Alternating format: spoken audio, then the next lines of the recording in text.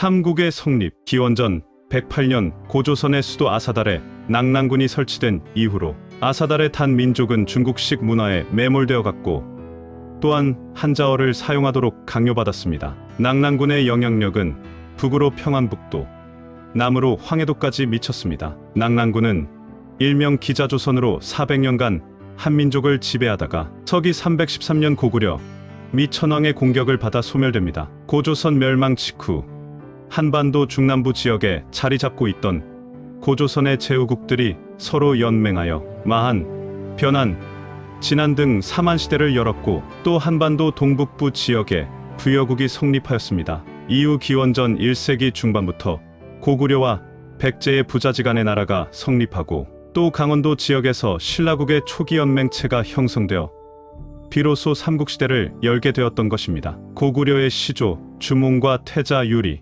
낙랑군의 기자조선 시대가 시작되자 중국의 식민지, 문화의 염증을 느낀 일부 고조선 백성들은 아사달을 떠나 남쪽으로 내려갔는데 수도권에 살았던 그들은 한강 이남과 충청도 그리고 전라북도에 마한을 세웠으며 경상남도에 변한 그리고 경상북도에 진안을 세우게 됩니다. 중국의 진번군이 설치되어 있는 전라남도를 제외한 한반도 중남부에 세워진 세 개의 부족연맹체를 통칭하여 삼한이라 일컬었습니다. 또 아사달 남부지역을 식민 통치하던 제천금민족과 혈연관계를 맺은 고조선 백성들은 겹겹이 중첩된 여러 산맥을 넘어 강원도 쪽으로 가서 신라국의 기틀을 마련하였습니다. 한편 아사달에서 대동강을 건넌 백성들은 함경도에 부여라는 부족연맹체를 세웠고 이후 20여 년이 지난 기원전 79년 함경북도 길주에서 주몽이 태어났습니다. 기원전 49년 30살의 주몽은 아이를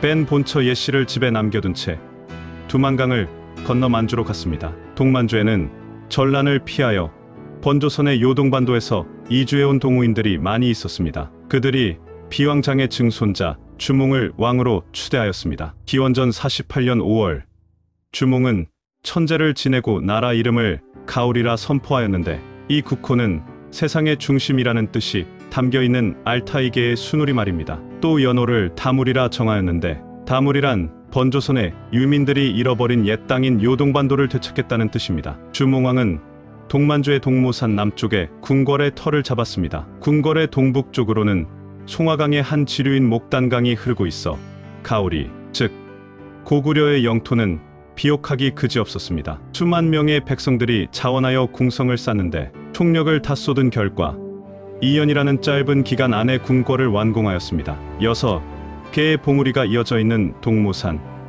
그 남쪽에 고구려의 성이 세워지던 해에 32살의 주몽은 측근 신하들의 적극적인 권유에 떠밀려 마지못해 새 장가를 들었습니다. 새로 맞이한 신부는 나이 20살로 대상인 연타발의 딸 소선호였습니다. 이듬해 기원전 46년 후처 소선호의 몸에서 아들이 나왔는데 그 아들의 이름을 온조라고 지었습니다. 그런데 주몽이 부여를 떠나 만주로 올 때 만삭이 된 본처 예씨에게 당부한 말이 있는데 뱃속에 아이가 태어나 아들이거든 그 이름을 유리라고 짓고 그 아이가 장성했을 때 열십자로 된 나무 밑에 묻어둔 반 토막의 칼을 찾아가지고 만주에 있는 아버지에게 보내시오 라고 했던 것입니다. 고조선의 대사장 혈통을 이어받은 예씨는 아들을 낳았는데 그 이름을 유리라고 불렀습니다. 유리는 온조보다 3살 더 많은 이복형이 되는 셈입니다. 기원전 37년 유리가 12살이 되자 그는 아버지가 감춰놓은 반 토막의 칼을 찾으려고 애를 썼지만 쉽지 않았습니다. 어느 날 우연히 그의 눈에 열십자로 된 나무가 띄었는데 바로 부엌문의 기둥이 열십자로 되어 있어 그 밑을 파보니 정말 반 토막의 칼이 나왔습니다. 유리는 반 토막의 칼을 보자기로 싸서 질방에 걸머지고 아버지를 찾아 만주로 향했습니다. 두만강에 이르자 때마침 가랑비가 내리는 가운데 삿갓에 도롱이를 걸친 노인이 홀로 배를 탄 채 낚시를 들이고 있었습니다. 뱃사공인 줄 알고 유리는 아저씨, 아저씨 하고 불렀습니다. 강태공 노인이 배를 저어 유리에게 다가와 젊은이는 어인일로 나를 불렀는가? 라고 물었습니다. 유리가 노인에게 저를 저기 강 건너편으로 데려다 주세요 라고 부탁하였습니다. 강 건너편은 다른 나라이기에 아무나 갈 수 없네? 하고 노인이 말하자 유리는 아닙니다. 저는 아버지를 찾기 위해 가야만 합니다. 라고 하소연하였습니다. 그래, 부친의 성함이 어떻게 되시는가? 하고 묻자 유리는 고주몽입니다. 라고 대답하였습니다. 고주몽이라는 말에 깜짝 놀라면서 노인은 유리를 향하여 넙죽 큰 절을 하였습니다. 그리고 주몽님은 국왕이십니다. 얼른 배에 오르십시오. 제가 아버님이 계시는 궁궐까지 모셔다 드리겠습니다. 라고 하였습니다. 유리는 고향 길주에서 시작하여 북쪽으로 장장 800리 길을 걸어서 동모산의 고구려성에 도착할 수 있었습니다. 두만강 어귀부터 동모산까지 400리 길은 강태공 노인의 도움을 받아 훨씬 수월하였습니다. 성문 위의 막로에서 창을 든 병사가 유리를 향하여 내려다보면서 무슨 일로 이곳으로 왔느냐? 하고 물었습니다. 유리가 대답하기를 왕 되신 나의 아버지를 찾아뵙고자 합니다. 강 건너 남쪽 나라에서 당신의 친아들 유리가 왔다고 전하여 주십시오. 라고 하였습니다. 성문직이 병사가 왕궁으로 들어가 주몽왕에게 유리라는 어떤 젊은이가 성문 앞에서 왕님을 자신의 아버지라고 하면서 왕님을 만나고자 합니다. 하고 전하였습니다. 주몽은 10여 년 전의 일을 까마득히 잊고 있었습니다. 그래서 성문지기에게 말하기를 나에게 그런 아들이 없으며 알지 못하겠구나 라고 하였습니다. 성문지기 병사는 유리에게 돌아와 그에게 왕의 말씀을 전하자 유리는 반 토막의 칼이 들어있는 보자기를 성문지기에게 건넸습니다. 그리고 유리가 말하기를 이것을 왕께 전해주시기 바랍니다. 이 속에 있는 반 토막의 칼을 보게 되면 틀림없이 아들을 기억해낼 것입니다. 또다시 왕궁으로 입실한 성문지기가 왕에게 보자기를 전했습니다. 보자기를 끌어보니 칼날 부분에 해당하는 반 토막의 칼이 나왔습니다. 그 칼의 옆면에는 유라는 글자가 새겨져 있었습니다. 주몽왕은 반 토막의 칼을 집어들고 자신의 침소로 가서 고이 간직해 두었던 칼자루가 달린 또 다른 반 토막의 칼을 꺼내 들고 서로 맞추어 보았습니다. 딱 하고 들어맞았습니다. 칼자루가 달린 반 토막의 칼에서 유라는 글자가 새겨져 있었던 것입니다. 부절에 두 칼이 맞추어지자 유리라는 글자가 나온 것입니다. 그제야 주몽왕은 옳거니 이 유리가 10년 전에 부여를 떠나올 때 태중에 있던 아이에게 지어준 이름이구나 하고 기억을 되살렸습니다. 주몽은 성문지기에게 어서 그 젊은이를 내 앞으로 데리고 오너라 라고 명령하였습니다. 궁시에 유리가 들어서자마자 주몽왕은 반가운 마음에 버선발로 달려가 그를 맞이하였습니다. 그는 너무 기뻐서 유리를 얼싸안고 울었습니다. 어머니는 잘 계시냐? 하고 또 할머니도 별거 없이 잘 계시느냐? 하고 안부를 물었습니다. 그리고 그동안 얼마나 고생이 많았나? 하고 아들의 손과 얼굴을 번갈아 어루만졌습니다. 이런 극적인 부자의 상봉을 후처의 아들 온조가 목격하였습니다. 그리하여 온조가 어머니한테 가서 설득하기를 아마 큰 엄마의 아들이 온 것 같습니다. 그러니까 우리가 이 궁전에서 나가서 다른 데 가서 삽시다. 아버지의 입장이 난처해져서야 되겠습니까? 라고 하였습니다. 어머니, 소선호는 평소 아들 온조에게서 느끼는 바 범상치 않음을 알고 있었지만 이제 9살 난 아이가 이렇게 사려 깊은 말까지 하니까 놀라지 않을 수 없었습니다. 소선호는 아들 온조에게 그래, 내 말대로 해야 할지 생각 좀 해보자. 오늘 하룻밤을 지내고 내일 이맘때에 이 어미의 입장을 너에게 말하마 라고 말하였습니다. 그날 밤을 뜬 눈으로 지새우며 번민하던 소선호는 새벽녘이 돼서야 잠시 눈을 붙였습니다. 잠든 소선호의 꿈속에 천신이 나타나서 너는 아들 온조의 말대로 고구려성을 떠나라. 온조는 하늘이 내린 인물이기에 하나의 나라를 세우고 왕위에 오를 자니라. 나 여호와가 보낸 사자가 두 모자의 앞길을 인도하리니 온조를 위해 예비한 땅으로 안전하게 데려다 줄 것이니라. 열흘 후에 떠날 것이니라. 장래의 온조가 새로운 나라를 세웠을 때 비로소 부왕에게 소식을 전할 것이니라 하고 말하고 사라졌습니다. 주몽은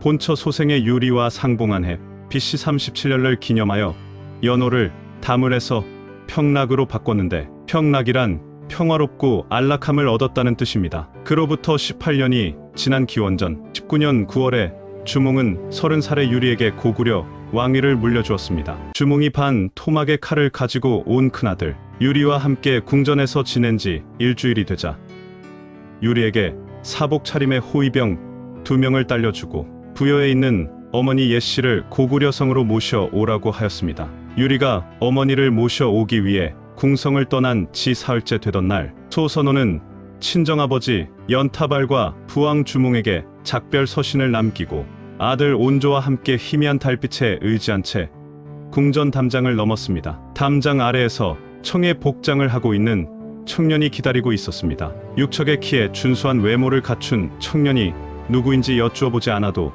대번에 알아차릴 수 있었는데 바로 천신이 보낸 사자였습니다. 청의 청년은 두 모자를 이끌고 남쪽으로 내려가기 시작하였습니다. 압록강을 건너고 다시 남하하여 경기도 광주에 와서야 천신의 사자인 청의 청년은 자신의 임무를 다한 듯 두 모자에게 미소를 짓고는 호련히 사라졌습니다. 광주의 북쪽에는 한강이 흐르고 또한 동쪽에는 남한강이 흐르고 있었습니다. 광주는 회안국이라 불리는 마한의 소국이었습니다. 소선호와 온조가 오랜 여정 끝에 처음으로 정착한 곳은 회안국의 변두리에 해당하는 하남입니다. 이곳에서 온조는 어머니 소선호로부터 거상의 덕목인 상도와 군왕으로서 갖추어야 할 통치 덕목을 배우면서 자랐습니다. 또한 그는 매일 같이 혼신의 힘을 다해 기마술을 익히는 동시에 활쏘기와 칼과 창을 다루는 무예를 닦았습니다. 과연 활을 잘 쏘는 신궁 주몽의 핏줄이 흐르는 까닭에 그의 실력은 하루가 다르게 일취월장했고, 그가 20대가 되었을 때에는 회안국의 사람들 중 아무도 온조의 검술과 활솜씨를 당해낼 수 없었습니다. 회안국의 왕은 문무를 겸비한 온조를 사위로 삼고 또한 시집가는 공주를 위해 하남에 위례성을 쌓아 그 안에서 살 수 있게 하였습니다. 고구려성의 축조를 지켜본 경험이 있는 소선호가 위례성의 설계도면을 제작하고 축성하는 것도 직접 진두지휘하였습니다. 위례성은 해발 200m의 이성산을 중심으로 세워졌는데 맨 먼저 산 정상에 천재단을 쌓고 그 다음에 옥수수의 알이 박힌 것처럼 매끄러운 성벽을 쌓았습니다. 또 이성산의 이름은 소선호와 온조를 성인으로 칭송하던 고을 백성들에 의해 지어졌습니다. 기원전 19년 6월에 회안국의 왕이 죽자 고을 백성들이 27살의 온조를 왕으로 추대하고 소선호의 섭정을 부탁하였습니다. 소선호는 고구려의 주몽왕에게 6명의 사신을 보내 부왕께서는 그간 옥체 강령하신지요. 아들 온조가 곧 왕위에 오를 것인데 나라 이름을 십제로 정하려고 합니다. 하고 안부 인사를 겸한 편지를 전달했습니다. 소선호의 편지를 받아본 주몽은 국호를 왜 십제로 정하려고 하는지 금세 알아차렸습니다. 그 국호에는 주몽이 10십자로 된 나무 밑에 반 토막을 칼을 묶고서 강을 건너왔다는 뜻이 담겨 있었던 것입니다. 주몽은 형 유리보다 아우 온조가 먼저 일국의 왕이 될 처지에 놓이자 서둘러 태자 유리에게 고구려 왕위를 물러주고자 하였습니다. 기원전 19년 9월에 유리왕의 즉위식을 거행하고 주몽 자신은 귀국길에 오르는 6명의 사신과 동행하여 후처 소선호를 만나러 갔습니다. 이들 일행은 그해 11월쯤 위례성에 도착하였지만 주몽은 먼 길을 재촉하여 온 탓에 여독이 쌓여 그만 중병을 얻고 말았습니다. 이듬해 기원전 18년 정월에 주몽은 소선호와 함께 아들 온조의 즉위식을 지켜보았고 며칠 후에 62살의 나이로 죽었습니다. 그리하여 온조왕은 고인이 된 주군을 모시고 귀국길에 오르는 고구려 사신을 전송한 후 즉시 아버지 주몽을 기리기 위해 동명왕의 사당을 짓게 하였습니다. 온조왕 원년 5월에 완공한 동명왕 사당은 위례성의 동쪽에 있는 검단산에 세워졌는데 이는 온조가 십제국의 왕위에 올라 제일 먼저 한 일이 되었습니다. 이후 낙랑군의 기자조선에서는 고구려와 십제가 부자지간의 나라임을 알고 감히 십제국을 넘보지 못하였습니다. 여제 소선호는 십제국이 경제적으로 부국의 면모를 갖추게 되면 인근에 있는 소국들이 자연히 복속될 것이라고 내다보았습니다. 그래서 강력한 군사력은 무력 정벌보다 수도 방어에 주목적을 두었고 십제국의 부국 강성을 위해 대상인을 양성하는데 총력을 쏟았습니다. 타국의 상인들에게 개방한 위례성은 무역의 중심지로 번성하였습니다. 그리하여 가까운 소국들부터 자연히 십제국에 복속되었는데 남한강 건너편에 있는 고리국을 비롯하여 동남쪽 이천의 노람국과 서남쪽 수원의 모수국 등이 온조왕의 다스림을 받기 원했습니다. 소선호가 13년간 섭정을 하고 61살의 나이로 죽자 기원전 6년 비로소 온조가 40의 나이에 명실상부한 왕권을 차지하고 국명 또한 10제에서 100제로 바꾸었습니다. 100제의 국후에는 강을 건너온 사람을 온 백성들이 즐겁게 따랐다는 뜻이 담겨 있었습니다. 다시 말해서 백은 해양국에 온 백성을 의미하며 제는 온조 자신이 압록강과 한강을 건너왔다는 것을 의미합니다. 감사합니다.